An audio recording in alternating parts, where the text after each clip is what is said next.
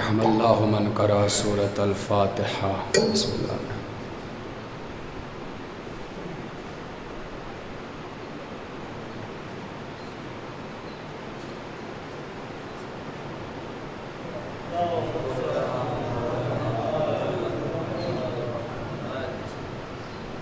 لا حول ولا قوة الا باللہ العلی العظیم. اعوذ باللہ من الشیطان الرجیم. بسم اللہ الرحمن الرحیم. الحمد للہ الذی جعل الشمس ضیاء والقمر نورا والصلاة والسلام علی من ارسلہ بالحق بشیرا ونذیرا وعلی آلہ الذین اذھب عنہم الرجس وطہرہم تطہیرا.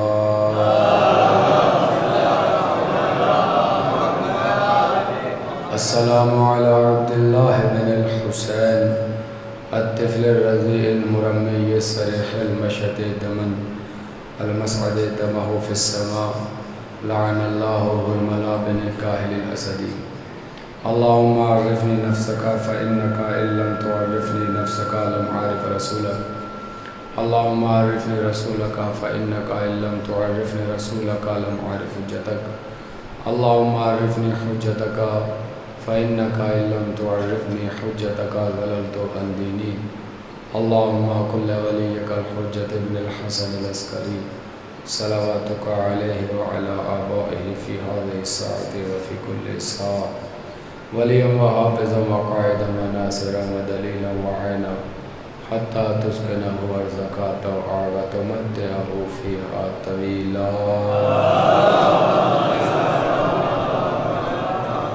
اما بعد فقط قال امام علی علیہ السلام بسم اللہ الرحمن الرحیم. خالط الناس مخالطة ان متم معها بقوا الیکم وان عشتم حنوا الیکم. بارگاہ جناب علی اصغر میں بلند ترین صلوات ارشاد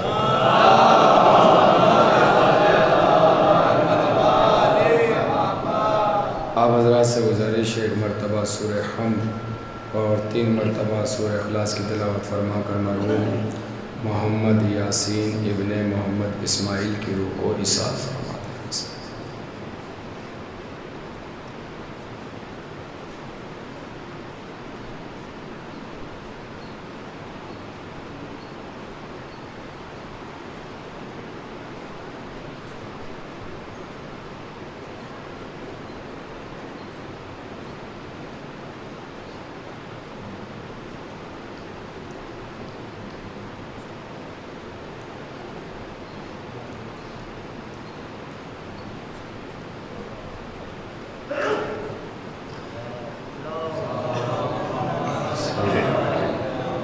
بلند ترین صلوات ارشاد.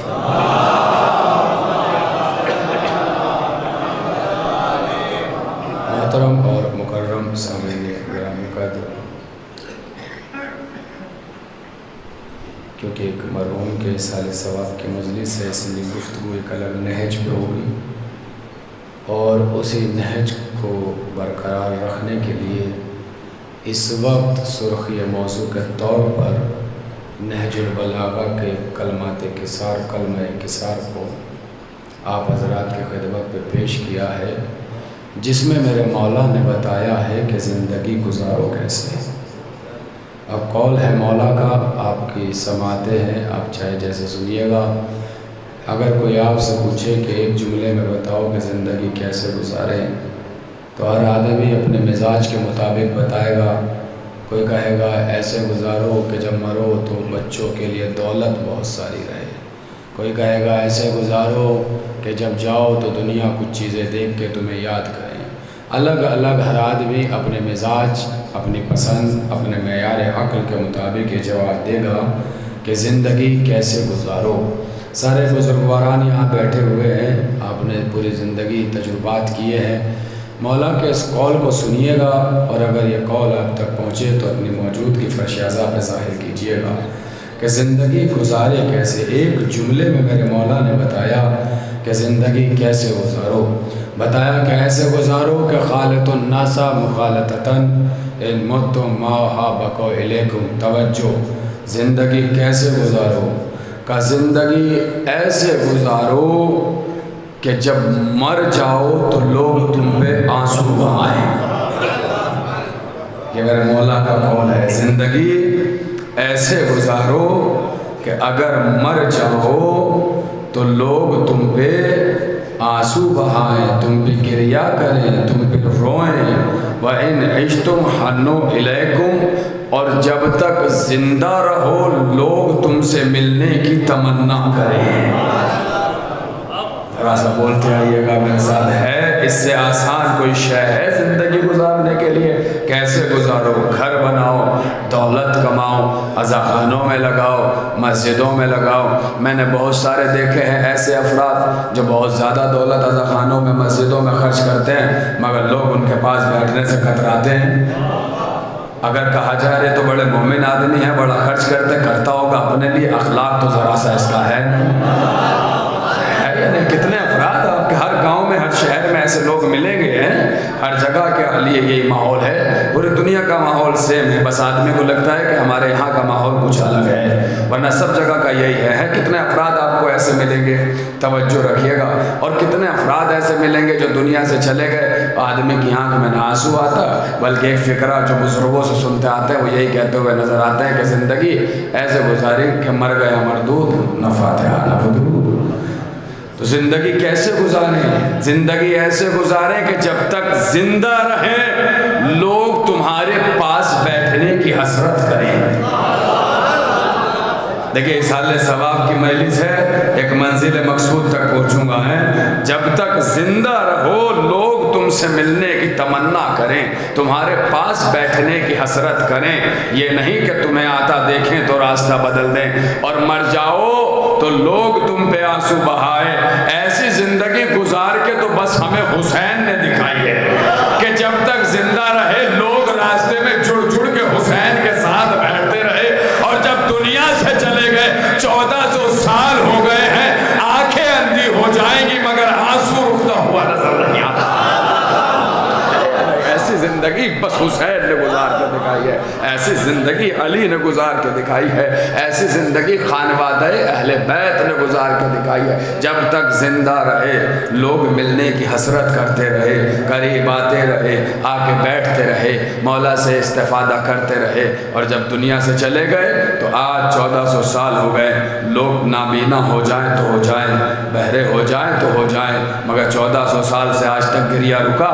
40 دن ہو گئے، 41واں دن ہے، مستقل آپ رو رہے ہیں، اور اب تو میں نے جملہ کہنا بھی چھوڑ دیا کہ آپ 40 دن سے مجلس سن رہے ہیں یا پہلی محرم سے، نہیں، اب تو آپ سال بھر ہر گاؤں ہر دیہات میں سال بھر مجلس ہوتی ہیں، کوئی ہفتہ ایسا نہیں گزرتا جس میں جمعرات اتوار کو مجلسیں نہ ہوں، سال بھر ذکر ہو رہا ہے، مگر ذکر میں کوئی کمی واقع ہوئی نہیں۔ حسین نے کربلا میں ایک معیار بدل دیا، جانتے ہیں کیا؟ حسین نے کربلا میں معیار یہ بدل دیا کہ کربلا سے پہلے دنیا یہ سوچتی تھی کہ قتل کرنے والا جیتتا ہے، قتل ہونے والا ہارتا ہے۔ حسین نے کربلا میں بتا دیا کہ زندگی ایسے گزارو کہ قتل ہو بھی جاؤ تو تمہاری جیت لکھی جائے، خدا رہتا سلامت رہے آپ، اور اگر قتل ہو بھی جاؤ تو تمہاری جیت لکھی جائے، اور قتل کرنے والا اپنے ہار پہ افسوس کرتا پھرے۔ کیسے گزارو زندگی؟ آپ جاگ رہے ہیں، توجہ رکھیے گا، یہ میں 2-4 آپ کو چھوٹی سی داستانیں سنا کے گفتگو مکمل کروں کہ زندگی کیسے گزارو۔ بیٹھے تھے میرے امام، چھٹے امام جعفر صادق علیہ السلام، جاگے رہیے گا، ایک عجیب و غریب گفتگو نظر کرنے لگا ہوں، اہل بیت کے چاہنے والے بیٹھے ہیں، چاہنے والے کے اصحال ثواب کی مجلس ہے۔ امام بیٹھے ہوئے تھے، ایک چاہنے والا آیا اور آ کے امام کی بارگاہ میں بیٹھ گیا، امام کی بارگاہ میں بیٹھ گیا۔ آیا اس لیے تھا کہ گھر کے حالات کمزور تھے، 2 دن سے گھر میں فاقے تھے، مشکلوں میں گرفتار تھا، پریشان تھا، مقروض تھا، قرضے میں ڈوبا ہوا تھا۔ اب جتنے چاہنے والے بیٹھے ہیں ان چاہنے والوں کی نظر یہ گفتگو کر رہا ہوں، ہیں بیٹھا۔ آیا کیوں تھا؟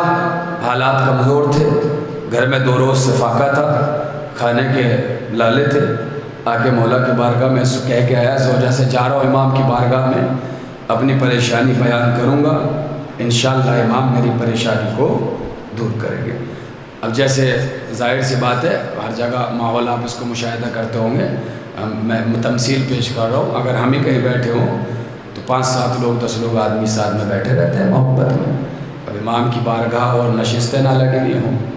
جب وہ امام کی بارگاہ میں پہنچا تو دیکھا کہ ہجوم بیٹھا ہوا ہے. اب جا کے جیسے آپ سب اندر آ رہے ہیں تو سب اپنی اپنی نالین اپنی چپل باہر اتار کے آ رہے ہیں، تو ایسے سب امام کی بارگاہ میں آئے. امام کی نالین اقدس بھی جہاں نشست لگی ہوئی تھی اس گھر کے اپنے گھر کے باہر رکھی ہوئی تھی انٹرنس پہ. توجہ پورے مجمع کی توجہ. وہ آ کے امام کی بارگاہ میں بیٹھ گیا. آیا تو حاجت لے کے، مگر بیٹھنے والے لوگوں کی تعداد دیکھ کر وہ امام سے بیان نہ کر سکا. توجہ، امام سے بیان نہ کر سکا، وہ بیٹھا رہا. لوگ بیٹھے، امام سے کیسے کہوں، لوگ استفادہ کر رہے، امام سے کیسے اپنی حاجت بیان کر. کہتے ہیں نشست ختم ہوئی، سب جانے لگے، یہ بھی اٹھ کے جانے لگا. مولا نے آواز دے کر کہا کیوں؟ جس سوال کے لیے آئے تھے وہ سوال نہیں کرو گے؟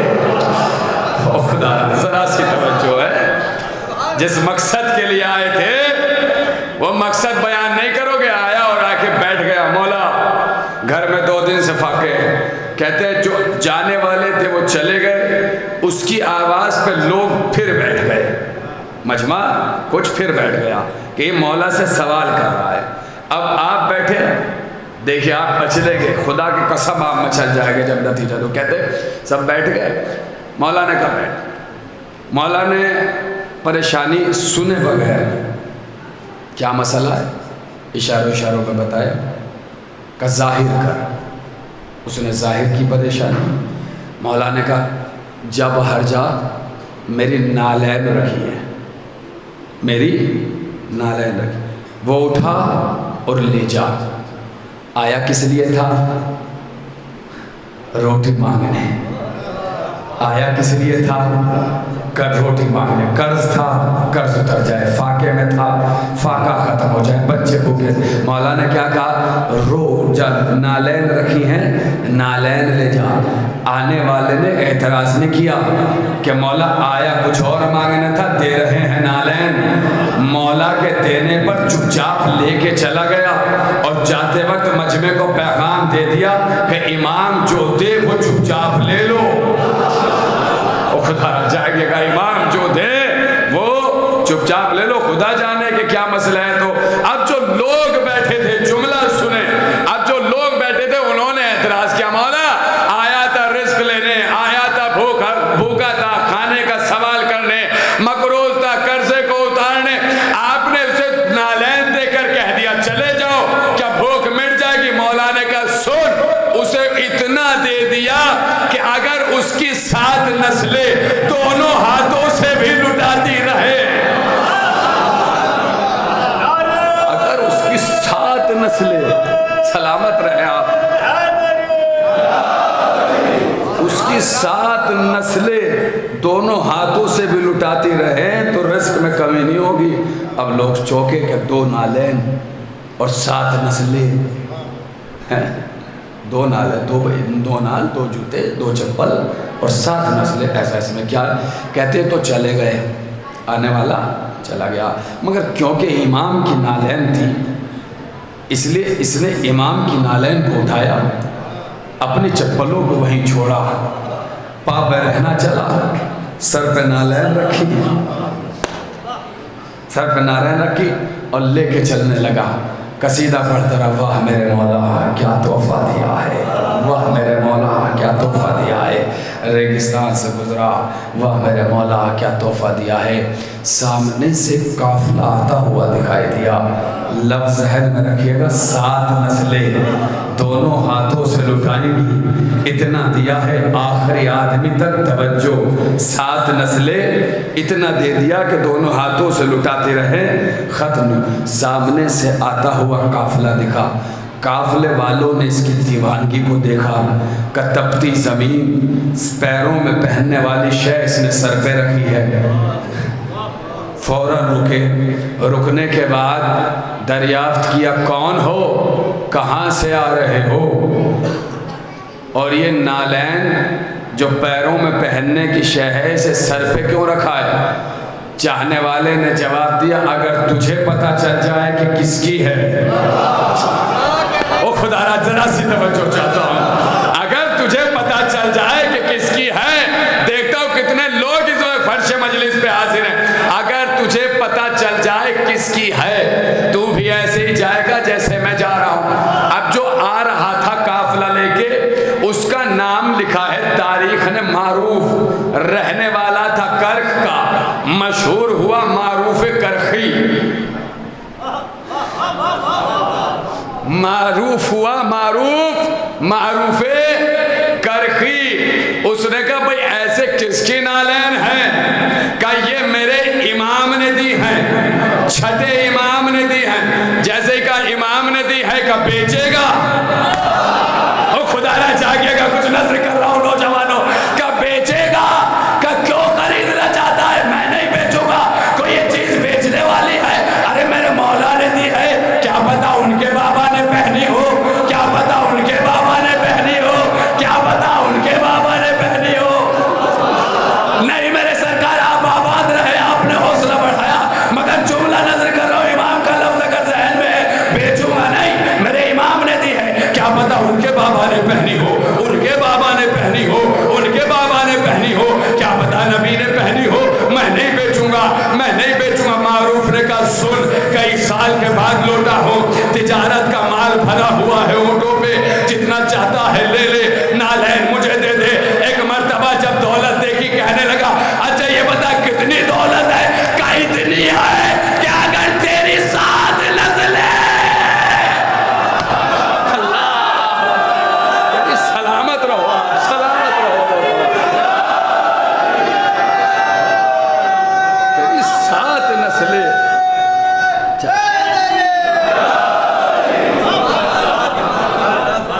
کتنا ہے، کتنا کہا اتنا ہے، جو امام نے جملہ کہا تھا، اتنا ہے کہ تیری 7 نسلیں بھی اگر دونوں ہاتھوں سے خرچ کرے، لٹائے تو بھی کمی نہیں پڑے گی۔ کہتے ہیں کہ سودا ہوا۔ اچھا اسلام بھی بڑا خوبصورت مذہب ہے، یہاں بات بات پہ سودے ہو جاتے ہیں، کبھی جاگ کے سودا ہوتا ہے، کبھی سو کر سودا ہوتا ہے، ذرا سی چیزوں پر سودا ہو جائے گا، بیچ کلا۔ اب کہتے ہیں کہ معروف جتنا کما کے لائے تھے، معروف جتنا، دیکھیے سنتے رہتے ہیں آپ، مگر اہل بیت کی منسوب چیزوں کے اسی طریقے سے واقع پڑھوں تو 3-4 مجلسیں پڑھی جا سکتی ہیں، بلکہ اور زیادہ، میں نے بالکل منیمم بتائی ہے۔ یہ بھی نالین سنا رہا ہوں میں آپ کو، جاگے رہیے گا۔ کہتے ہیں لدے قافلہ اس نے لے لیا، سارا سامان، سارا مال تجارت اس کے حوالے کیا، نالین لی۔ اب جو حال اس کا تھا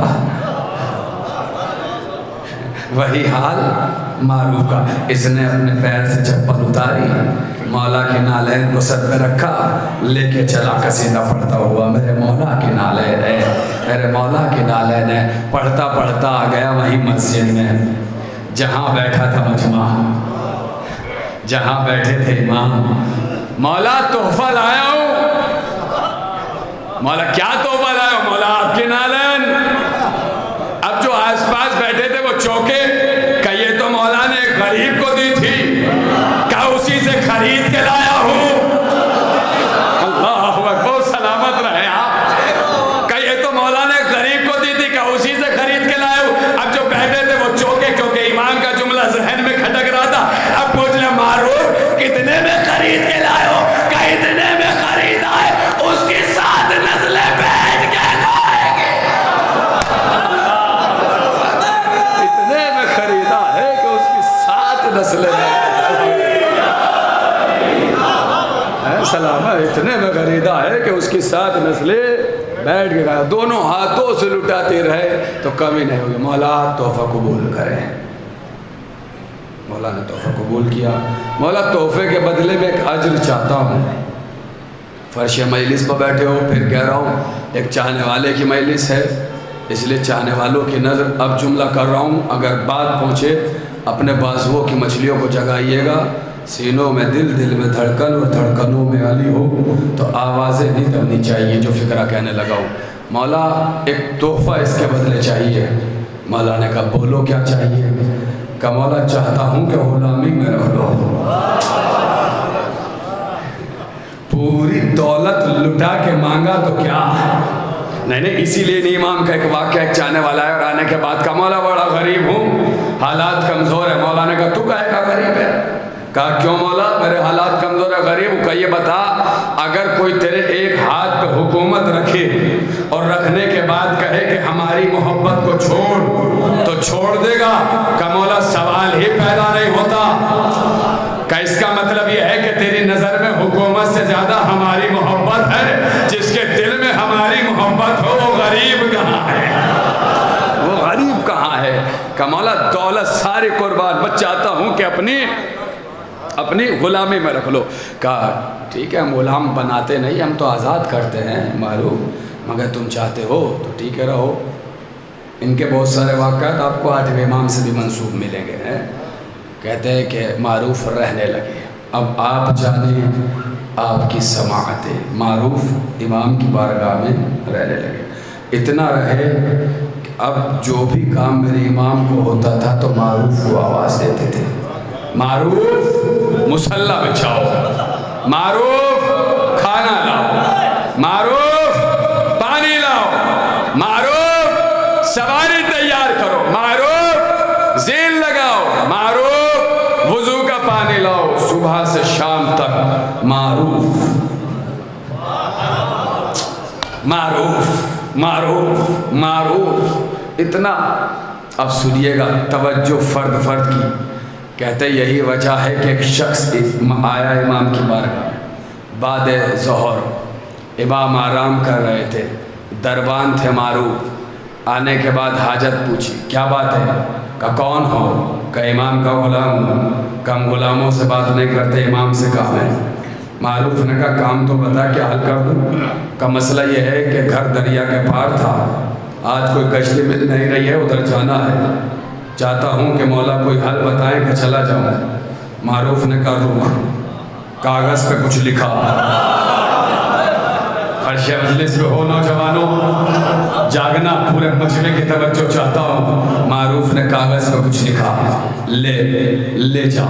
کہتے ہیں وہ چلا گیا، اور یہ واقعہ بادشاہ وقت سے بھی منسوب ہے کہ وہ شاید کوئی بادشاہ تھا۔ کہتے ہیں وہ چلا گیا، دریا کے پار چلا گیا، طوفان آیا، بس وہ پرچہ کھول کے دکھایا، طوفان رواں دواں ہو گیا، یہ اپنے گھر پہنچ گیا۔ اس نے جا کے سوچا کہ دیکھوں تو صحیح کہ آخر معروف نے لکھا کیا ہے۔ اب جو کھولا تو لکھا ہے کہ امام کا غلام معروف حکم دیتا ہے، اس کو صحیح سالم گھر پہنچا۔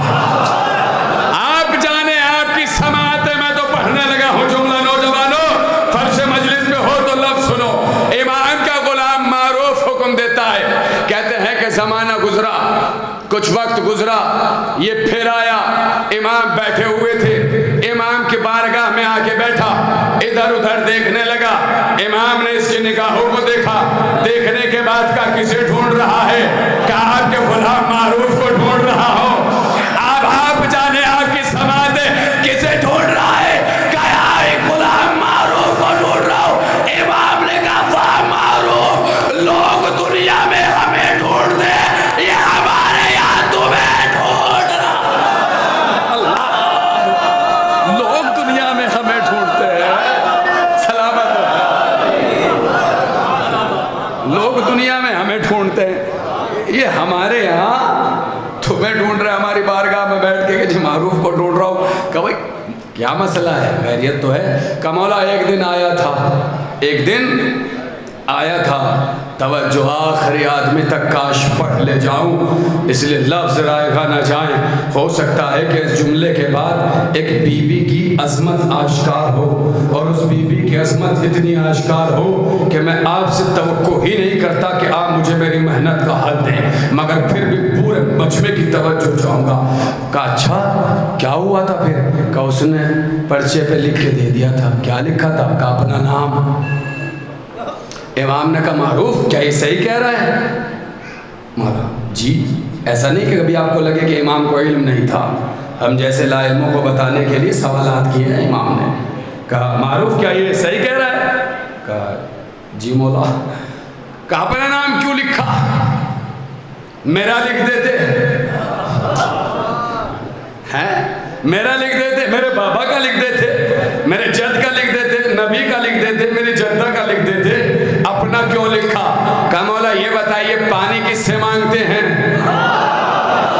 ارے خدا را سرا ہے، مولا یہ بتائیے پانی کس سے مانگتے ہیں؟ مولا یہ بتائیے وضو کرنی ہوتی ہے پانی کس سے سوال کرتے ہیں؟ مولا نماز پڑھنی ہوتی ہے مصلی کس سے بچھواتے ہیں؟ مولا زین سجانی ہوتی ہے آواز کسے دیتے ہیں؟ مولا ہر وقت تو آواز مجھے دیتے ہیں، معروف پانی لاؤ، معروف مصلی بچھاؤ، معروف زین لگاؤ، معروف کھانا لاؤ۔ مولا جب بار بار معروف کہتے ہیں، ارے مجھے یقین ہے کہ جب آپ کی زبان پہ صبح سے شام تک میرا نام ورد کرے گا تو میرے نام میں یہ تاثیر ہوگی، اگر سمندروں سے کہہ دوں تو وہ راستہ دینے پہ مجبور ہو جائے۔ میں نے کہا نا آپ جانے آپ کی سماعت کتنے امام کی زبان پہ تھا معروف کا نام، ایک کی زبان پر لفظ رائے گا نہ جائے، کتنے امام کی زبان پر تھا، ایک کی زبان پر معروف پانی لاؤ، معروف کھانا لاؤ، معروف مصلی لگاؤ، معروف زین لگاؤ۔ اب یہ گھروں سے جا کے سوچنا کہ جب ایک امام کی زبان پر اگر نام آ جائے تو اتنا بڑا ہوتا، تو جس فضا کا نام کبھی فاطمہ کی زبان، کبھی علی کی زبان، اللہ کبھی شہزادے کی زبان ہے، جانا والا سلامت رہے آپ۔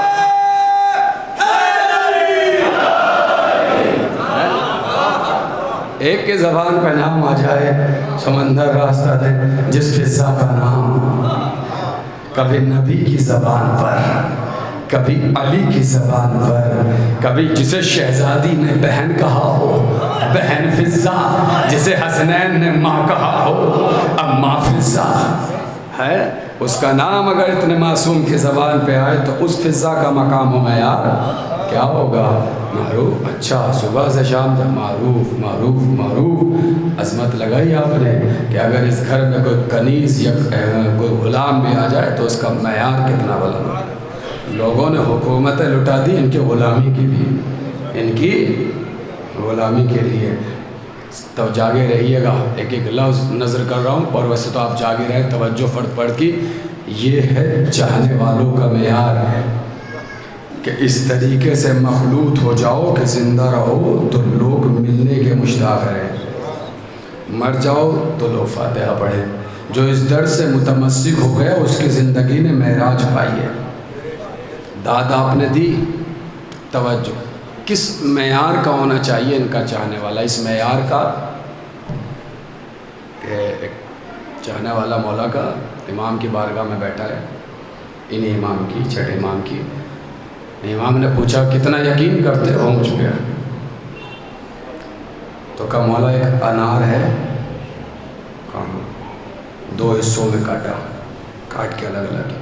کہا مولا اگر آپ یہ کہیں نا کہ آدھا حلال ہے آدھا حرام تو میں مان لوں گا۔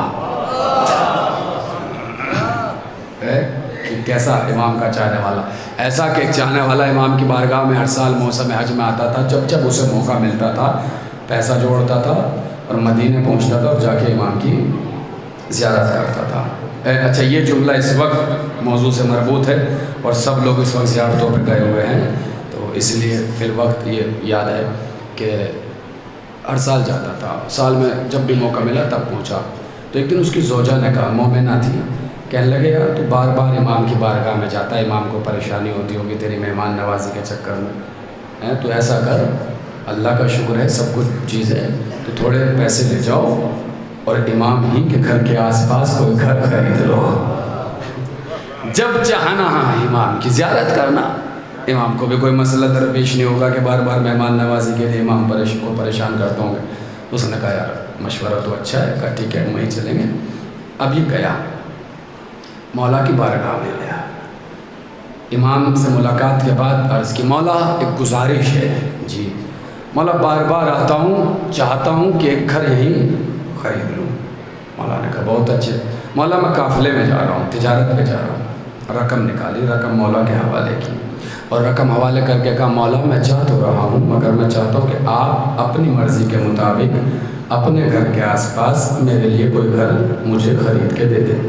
مولا نے کہا ٹھیک ہے، مولا نے کہا ٹھیک ہے، کہتے رقم لے لی، چلا گیا۔ زمانہ گزرا، یہ آیا، آ کے امام کی بارگاہ میں بیٹھ گیا، بات ہوتی رہی مگر ہمت نہیں ہوئی کہ مولا گھر خریدا یا نہیں۔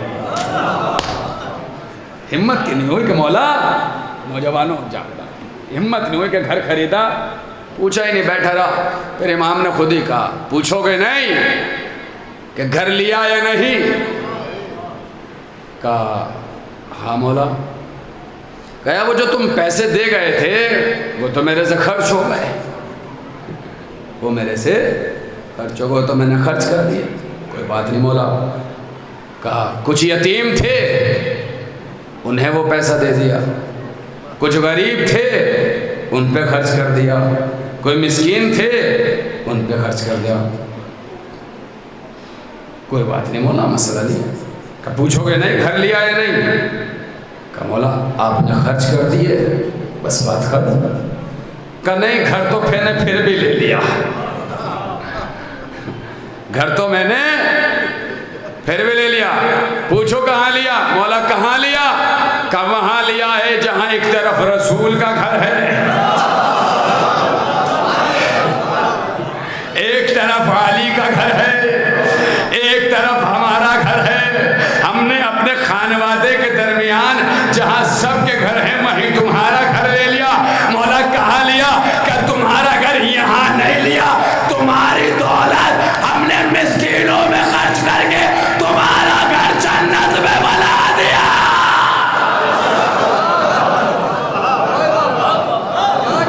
گھر ہم نے جنت میں بنا دیا، یہ ہے چاہنے والا، یہ ہے چاہنے والا۔ کوئی بات نہیں مولا، مسئلہ ہی نہیں ہے، آپ نے کہہ دیا ختم ہو گئی بات، آپ نے کہہ دیا یہ چاہنے۔ اب سنیے گا پورے مجمع کی توجہ خوب، آپ واقعی بہت محرم سے اچھا اب سن رہے ہیں اور آپ کو سلامت رکھے، توجہ فرد فرد۔ کہتے ہیں ابو بصیر مولا کا بہت اچھا نیک دل صحابی، چاہنے والا میرے مولا کا۔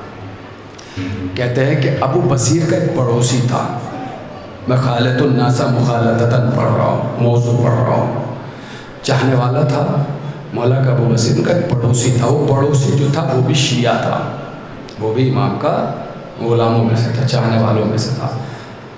لیکن وہ جو پڑوسی تھا وہ بادشاہ کا کارندہ تھا۔ بھئی یہ سمجھ لیجئے شارٹ میں کہ وہ مستقل اور ہمیشہ حرام میں ملوث رہتا تھا، بیٹھک اس کی چلتی رہتی تھی، شراب نوشی مہنوشی مستقل چلتی تھی۔ ایک دن ابو بصیر کا اس سے آمنا سامنا ہوا۔ اب یہ سوال جو ابو بصیر نے کیا ہے یہ سوال میں اپنے آپ سے کر رہا ہوں، آپ اپنے آپ سے کریں۔ نوجوانوں ہر آدمی یہ سوال اپنے آپ سے کرے، ہر فرد جو ابو بصیر نے اس چاہنے والے سے کیا۔ حرام میں ملوث رہتا تھا، شراب کی نشستیں لگی رہتی تھی، بیٹھکوں میں لوگ بیٹھے رہتے تھے، چلتا رہتا تھا، کہتے ہیں کہ غنا چلتا رہتا تھا، میوزک چلتا رہتا تھا، حرام میں ملوث۔ ایک دن ابو بصیر نے اس سے پوچھ لیا، میں نے کہا یہ سوال ہر فرد اپنے آپ سے کرے، یہاں بیٹھنے والا فرش مجلس پہ ہر شخص اپنے آپ۔ ابو بصیر سے جب سامنا ہوا ابو بصیر نے کہا تم مولا کے چاہنے والے ہو، تم مولا کے غلام ہو، مولا کے شیعہ ہو؟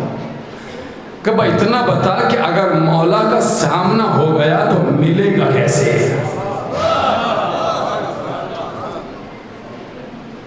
اگر مولا سے سامنا ہو گیا تو ملاقات، ہر بیٹھنے والا یہاں اپنے آپ سے سوال کر لے کہ اگر مولا سے ملاقات ہوئی، مولا سے سامنا ہوا، ملے گا کیسے؟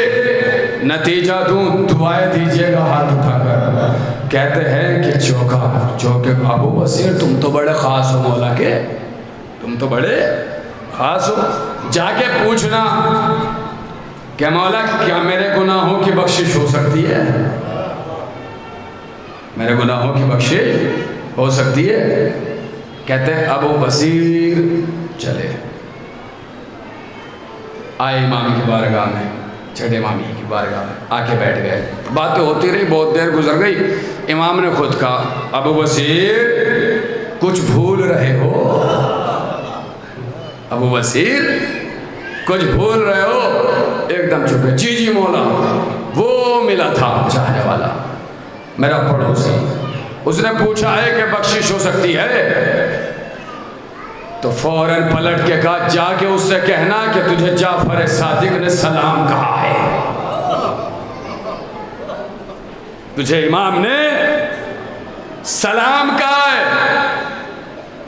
کہتا ہے کہ جیسے ہی بصیر نے سنا یہاں سے گئے، چل کے آئے. ایک جملہ بھی یہاں روک رہا ہوں، ابھی ابو بصیر کی زبانی وہ سناؤں گا.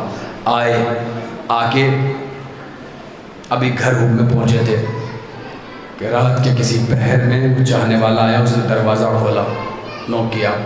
ابو بصیر نے دروازہ کھولا. تم کہاں؟ ہاں پوچھنے آیا ہوں. مولا نے کیا جواب دیا؟ کہتے مولا نے تمہیں سلام کہا ہے، مولا نے تمہیں سلام کہا اور کہا ہے کہ جنت کی ضمانت دیتا ہوں.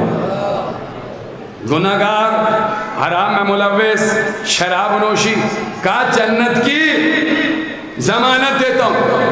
یہ سن کے گھر آ گیا. کہتے ابو بصیر کی نگاہیں ڈھونڈنے لگی.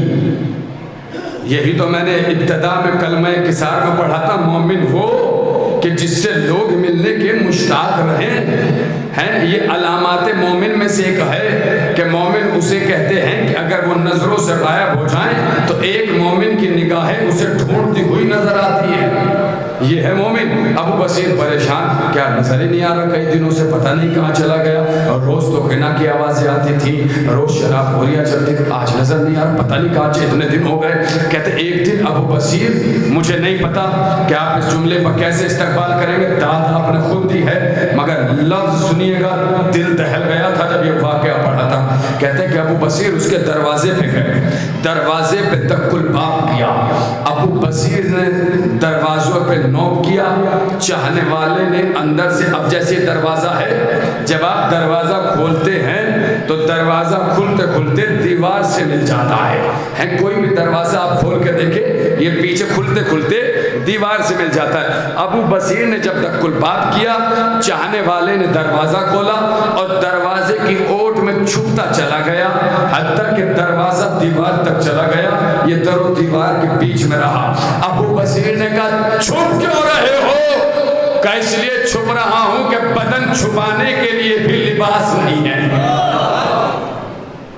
بدن چھپانے کے لیے بھی لباس نہیں ہے. کہ کل تک اتنی شان و شوکت، اتنی دولت، بادشاہ کے کارندے کا سب کچھ حرام کا تھا. جب سے مولا کا پیغام آیا ہے سب کچھ لٹا دیا.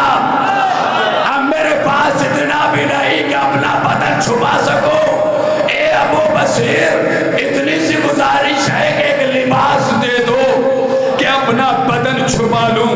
آپ چاہنے آپ کی سماعت جملہ سنیے گا، ہو سکتا ہے کہ آنکھ نم ہو جائے مگر ہاتھ اٹھانا میرا خون بہہ جائے گا. کہتے ہیں کہ ابو بصیر بھاگ کے گھر گئے، ایک جوڑی لباس لائے، لباس دیا، چاہنے والے نے پہنا. ابو بصیر دیکھو میرے گھر میں نہ لیٹنے کے لیے کچھ، نہ بیٹھنے کے لیے کچھ. کیوں؟ کہ سب کچھ حرام کی دولت سے تھا، سب کچھ لٹا دیا، کچھ نہیں ہے میرے پاس. بھائی یہی ایک لباس ہے جو اس وقت تم نے مجھے مہیا کرایا ہے.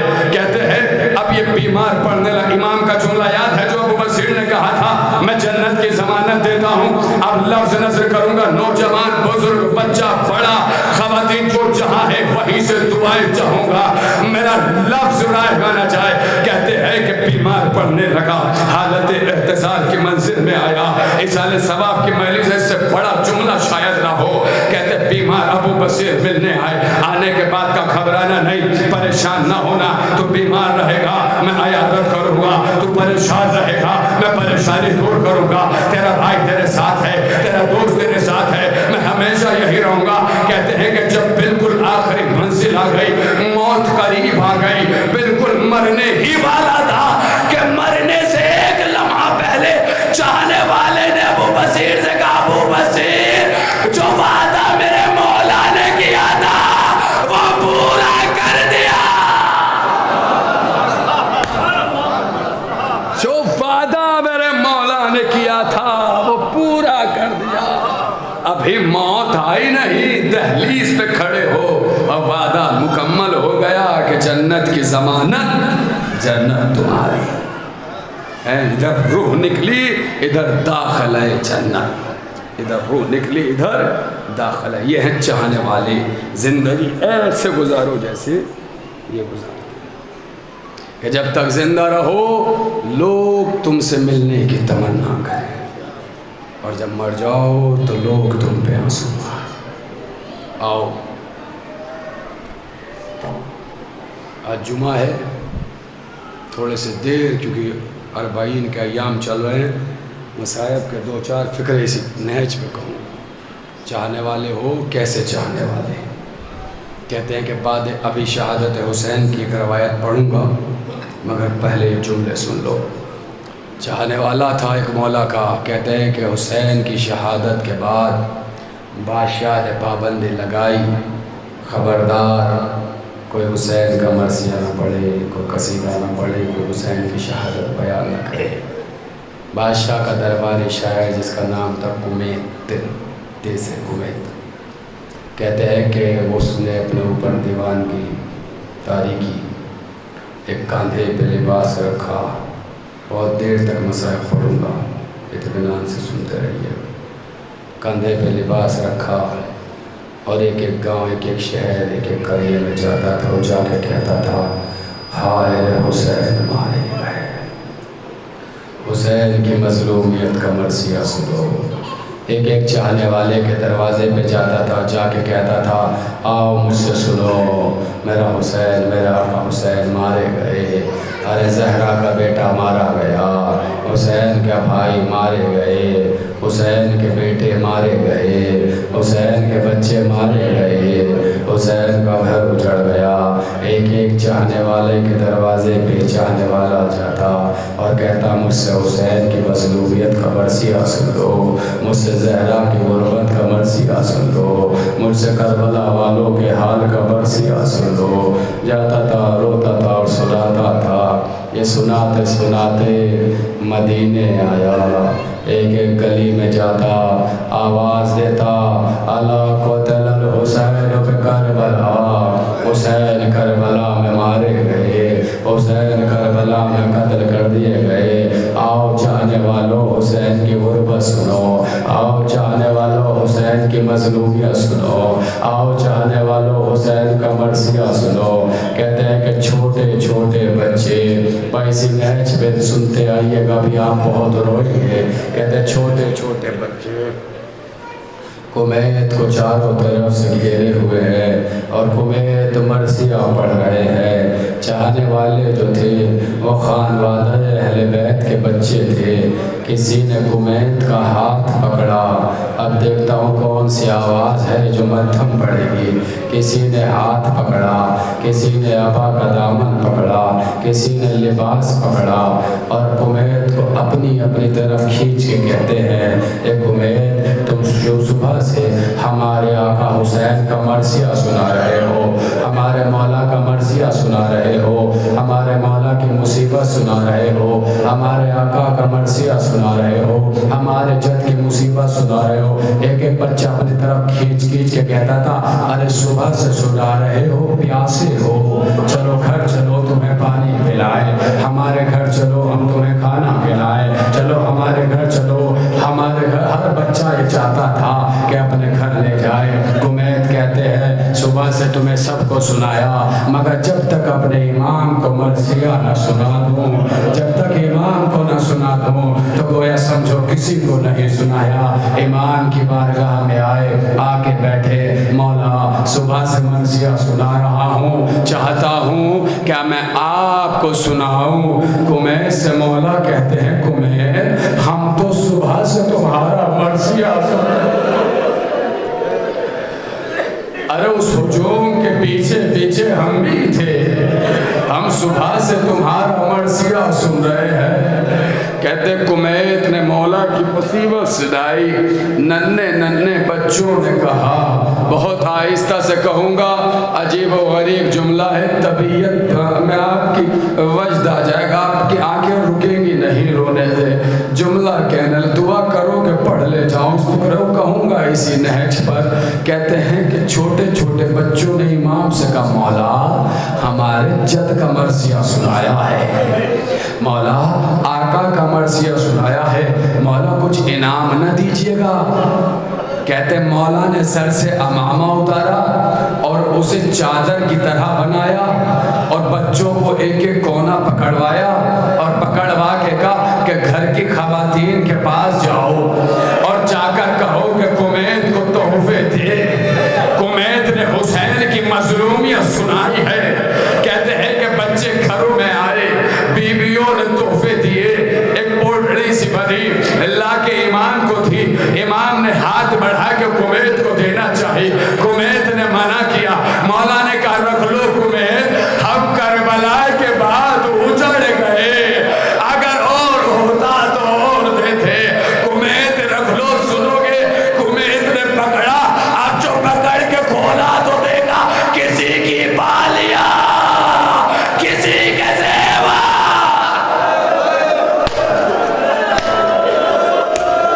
اجرکم علی الزہرا، اجرکم علی الزہرا، اجرکم علی الزہرا۔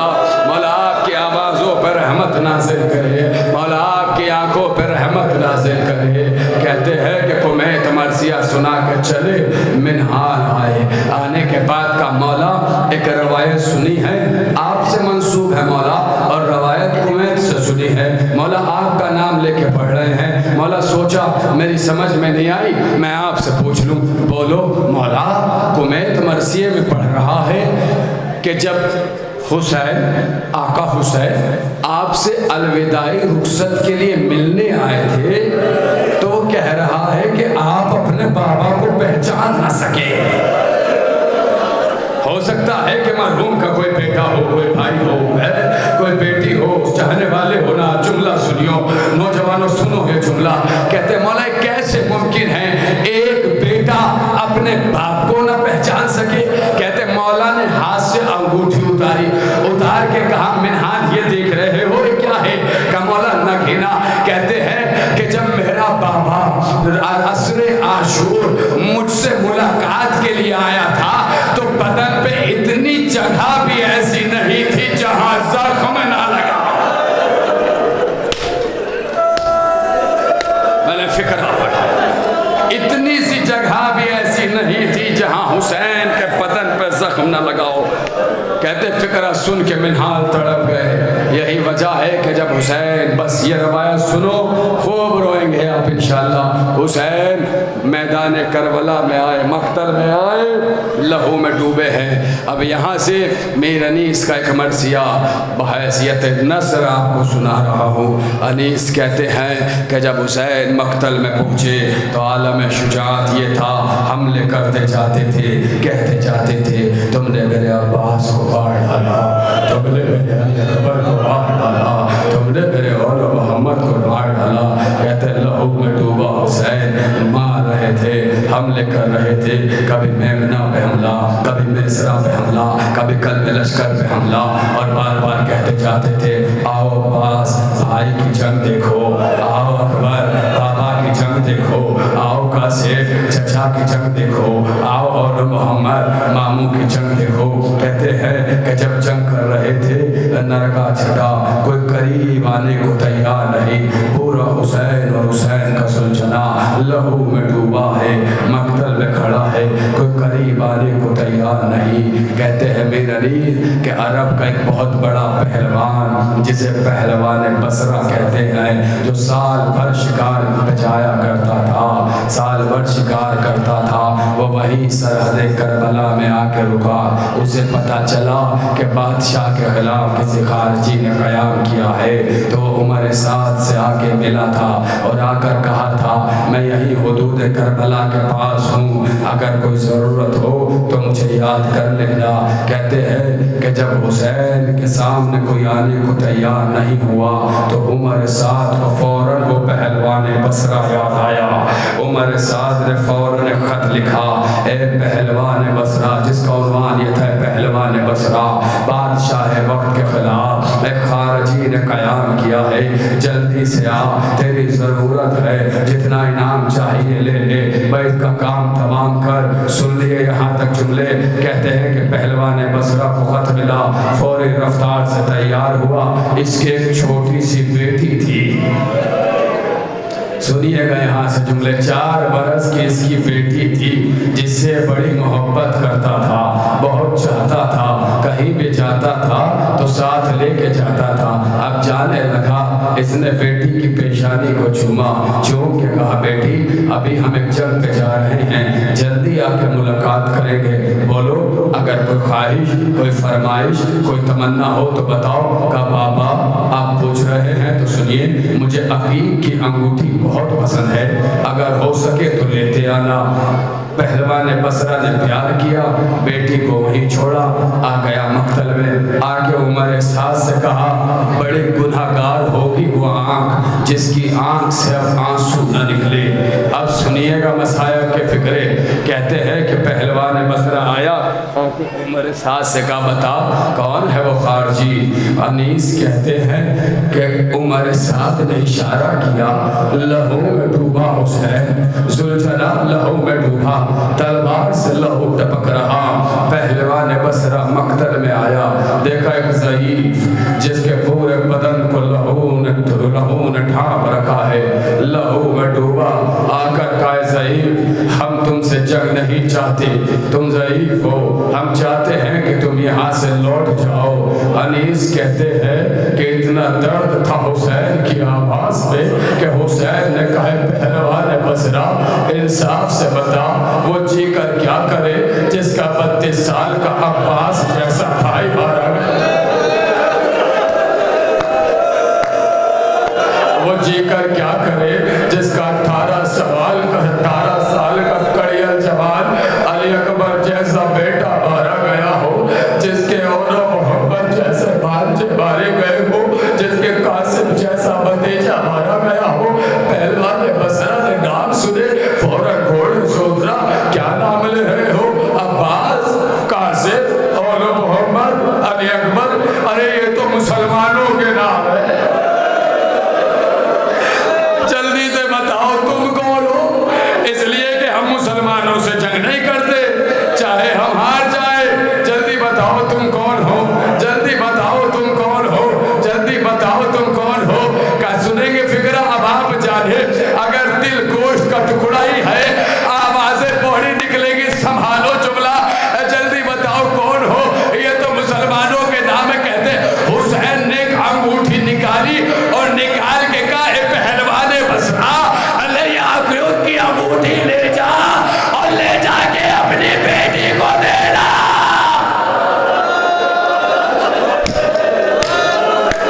اے پہلوان بصرہ لے انگوٹھی لے جا کے بیٹی کو دینا اور کہنا بڑی خوش نصیب ہے کہ باپ سے تمنا کی باپ نے پوری کر دی, لیکن آئے میری بیٹی ارے مدینے میں تلا ایک ہی فرمائش بابا, اگر اکبر کے صحرا سجا لا. جزاک اللہ, جزاک اللہ, جزاک اللہ, جزاک اللہ. ایک ہی مدینے کا نام سنا, پہلوان بصرہ چوکا. یہ بات یا تو نبی جانتا ہے, یہ غیب کی بات ہے, یا تو امام جانتا ہے. اوپر سے مدینے کا نام لے, آپ کون ہیں؟ کہ مدینے میں کسی کو جانتا ہے؟ کہ وہاں میرا آقا حسن رہتا ہے, وہاں میرا آقا حسین رہتا ہے. میں نہیں جانوں گا تو کون جانے گا. ہر سال حج پہ جاتا تھا تو میں اپنے مولا سے ملاقات کیا کرتا تھا. اس سال بدقسمتی سے نہ جا سکا. کہتے ہیں اگر دیکھے گا اپنے آقا کو کہ پہچان لے گا. کہے کیسے ممکن ہے, ہر سال زیارت کرتا تھا, کیسے نہ پہچانوں گا. انیس کہتے ہیں حسین نے لہو صاف کیا, یہ تو نہ کہہ سکے کہ شہ مشرقین ہو. مولا نے سر جھکا کے کہا میں حسین.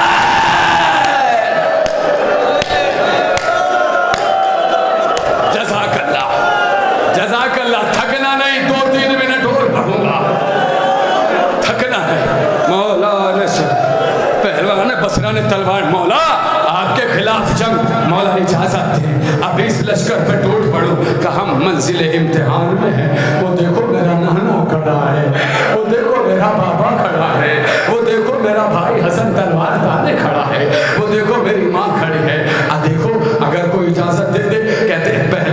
بصرہ ایک ایک کے پاس گیا، سب نے کہا حسین منزل امتحان میں ہے۔ پہلوان بصرہ چلا گیا، یہ دربار میں ایک ظالم مختار کے دربار میں ظالم روایت کرتا ہے کہ جب سب چلے گئے حسین پشت فرس سے زمین پہ آئے تو پتہ نہیں چل رہا تھا کہ حسین زندہ ہیں یا مر گئے، کہ ایک طرف سے شمر چلا، ایک طرف سے سنان چلا، ایک طرف سے خولی چلا۔ شمر نے آگے بڑھ کے کہا حسین کوئی آواز نہ آئی، خولی نے آگے بڑھ کے کہا حسین کوئی آواز نہ آئی، سنان نے آگے بڑھ کے کہا حسین کوئی آواز نہ آئی۔ کہ پھر کیا ہوا؟ شمر نے آگے بڑھ کے کہا حسین وہ دیکھو خیموں میں آگ لگ گئی، وہ دیکھو بہنوں کے سر سے چادریں چھن رہی ہیں۔ کہتے حسین نے دونوں ہتھیلیوں کو زمین پہ رکھا، سر کو اٹھانا شروع کیا کہ ایک ظالم نے پتھر لیا، اٹھتا ہوا حسین کا سر، ارے پتھر سر اقدس میں گرا، خون کا فوارہ چھوٹا۔ حسین نے تڑپ کے کہا ظالم ارے رک جا، قیامت آ جائے گی، میرا سر میری ماں کی آغوش۔ جزاک اللہ مختار کہتا ظالم یہ بتا، آخر جملہ سنو نوجوانوں، تمہاری جوانی سلامت رہے، فکرہ سنو چاہنے والے بیٹھے ہو سکتا ہے کہ مرحوم کسی کے باپ ہو، کسی کے بھائی جو کہ ہوں گے، سنے فکر آخری فکرہ ہے۔ کہتے ہیں مختار نے کہا ظالم یہ بتا تو نے کون سا ظلم کیا؟ کہتے ہیں جب حسین کا سر کٹ گیا، سر نو کے نیزہ پہ گیا، میں آگے بڑھا، میں نے ایک رسی لی، میں نے حسین کے قدموں میں رسی باندھی، میں رسی باندھ کے گھوڑے پر سوار ہو گیا، میں نے حسین کا جنازہ کربلا کی تپتی زمین پر لے کے دوڑنا شروع ہوا۔ دوڑتا دوڑتا قریب خیمہ گیا کہ وہاں ایک ننھی سی بچی نکل کے آئی جس کا نام بعد میں پتہ کیا سکینہ تھا۔ میرے گھوڑے کے آگے دونوں ہاتھ ایسے کر کے کہتی ہے او ظالم میرے بابا کو چھوڑ دے اور مجھے بابا کر دے، او میرا ضعیف بابا، میرا مظلوم، میرا غریب۔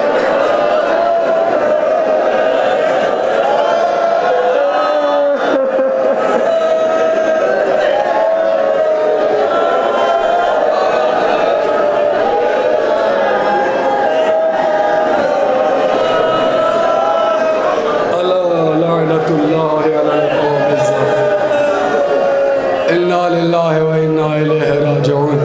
رضن بقضائی تسلیم الامر الہی بحق ابیہا و بالہا و بنیہا، بار الہ ہماری عبادت کو شرف قبولیت عطا فرما، حسینیت کے پرچم کو سربلندی عطا فرما، حسینیت کے دشمنوں کو نیست و نابود فرما، جو مومنین جس پریشانی میں مبتلا ہے ان کی اس پریشانی کو دور فرما، مقامات مقدسہ کی حفاظت فرما، مرحوم کا جواہر معصومین میں جگہ عنایت فرما، مرحوم کے گناہ صغیرہ و کبیرہ کو معاف فرما، پسماندگان کو صبر عطا فرما، امام کے ظہور میں تعجیل فرما، ہمیں ان کے ناصر و عوان میں شمار فرما۔ ربنا تقبل منا انکا انت السمیع العلیم۔ بار دیگر ایک سورہ فاتحہ مرحوم کو استغفر۔